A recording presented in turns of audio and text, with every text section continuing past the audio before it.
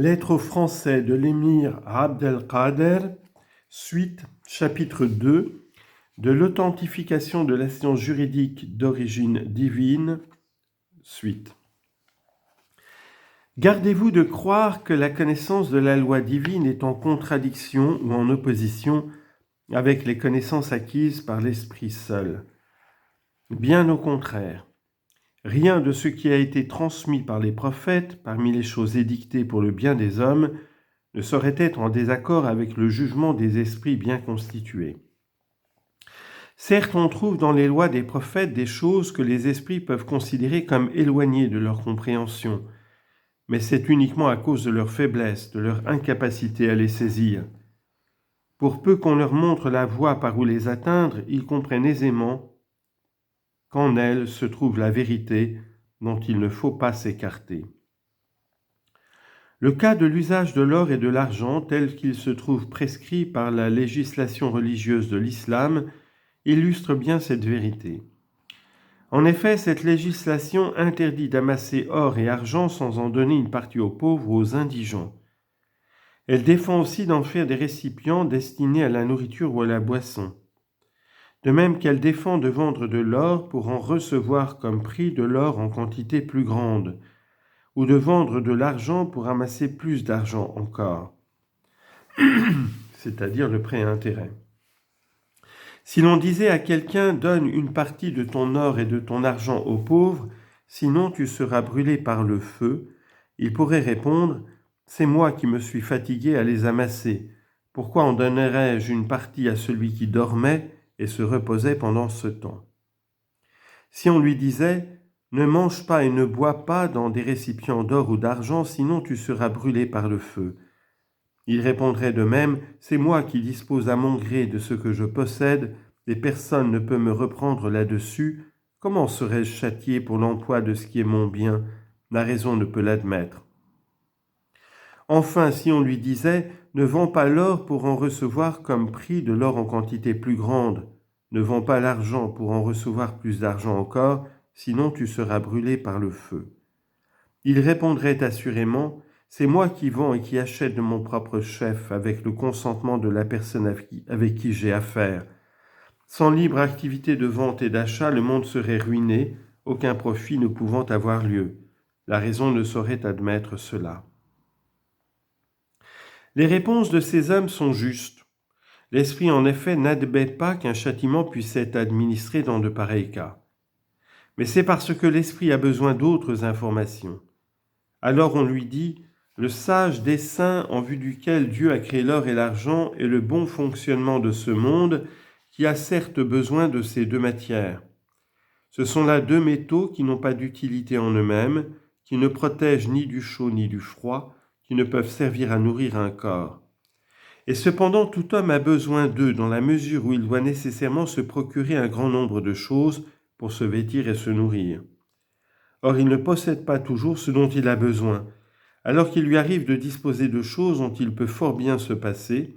Ainsi, celui qui a trop de blé, par exemple, et qui aimerait bien avoir un cheval, tandis que le propriétaire du cheval, qui n'en a que faire, a besoin de blé.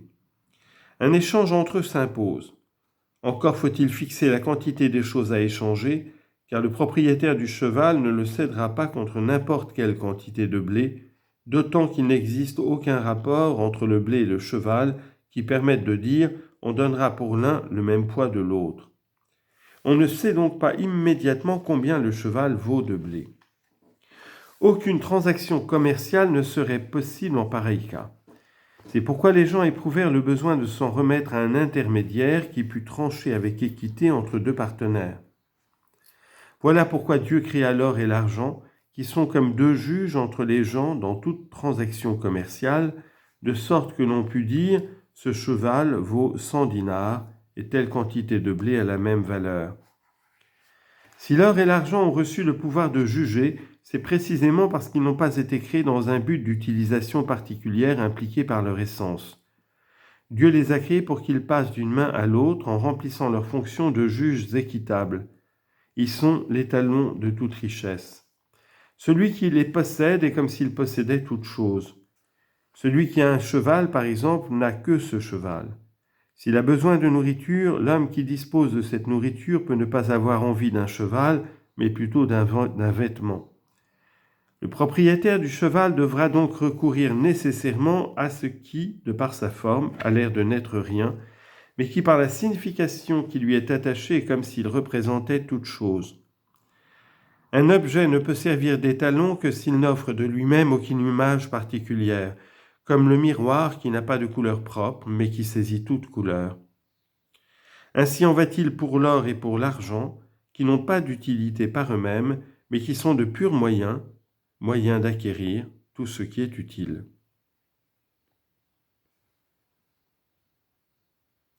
Tout homme qui en use avec eux de façon non conforme au dessein divin, en ce qui les concerne, sera donc puni par le feu, si le pardon ne lui a pas été accordé.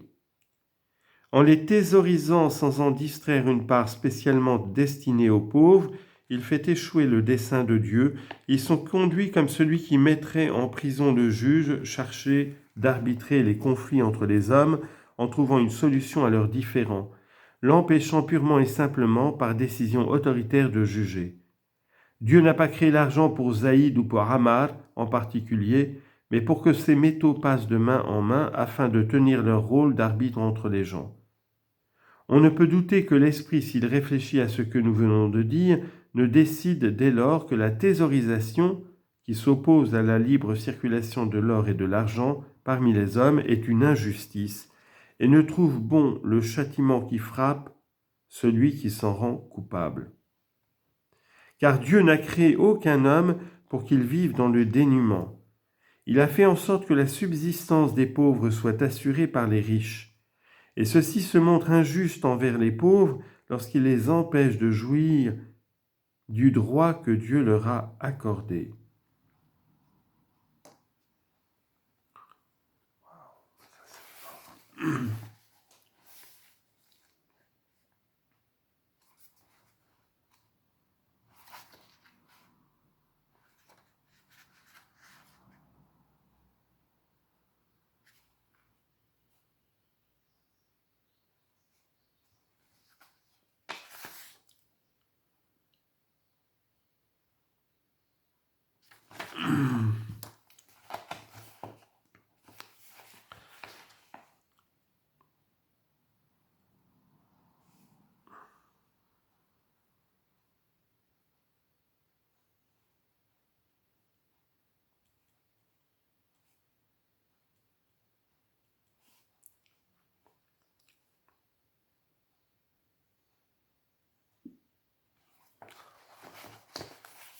Je pensais pas trouver ça, mais alors vraiment pas trouver ça.